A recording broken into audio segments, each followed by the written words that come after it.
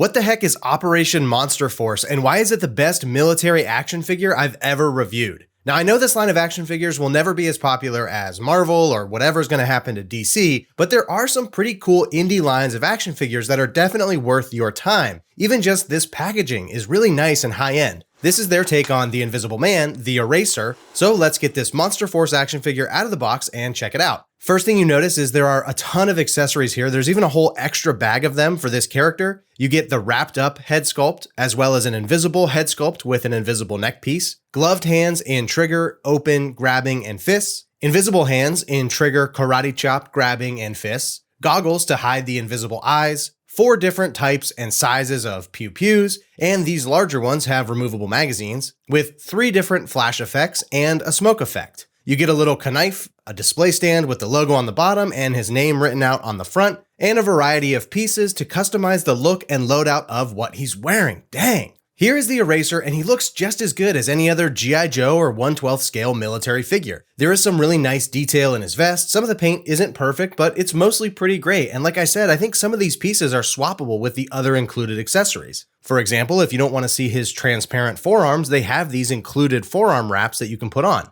And you can fully hide that he's invisible if you use the wraps and the goggles. Getting back to the vest, here's the default look out of the box. And here it is with the other optional pieces you can replace on it. This is really cool. I feel like this is very unique for a figure like this. You also have this shoulder strap style as an option if you want to strip things down a bit. Here's the figure without the vest so we can test out the articulation, and he's got pretty good butterfly joints. A lot of movement in the torso with the double ball joint at the sternum and waist, double jointed elbows and knees, drop down hips enabling a great wide split. I mean, he moves like, but a little bit better than, a well-articulated Hasbro figure. The only negative is that the plastic is a little bit clicky and doesn't move super smoothly at first, but that also seems to go away a little bit with use. Lastly, here's the Eraser as invisible as he can get, and this is really cool. Like, this could be a blueprint for some extra Sue Storm accessories in the future. And here's how he compares to one of the few G.I. Joes I have in my collection, so I think they fit together really well. If you wanted to have like a paranormal portion of your G.I. Joe collection, these guys would fit right in. For $40, with all these accessories and customization options, I think these Operation Monster Force figures are well worth it. I'm impressed. This was a fun figure to unbox. But what do you guys think about these? Do you have any of them? Let me know.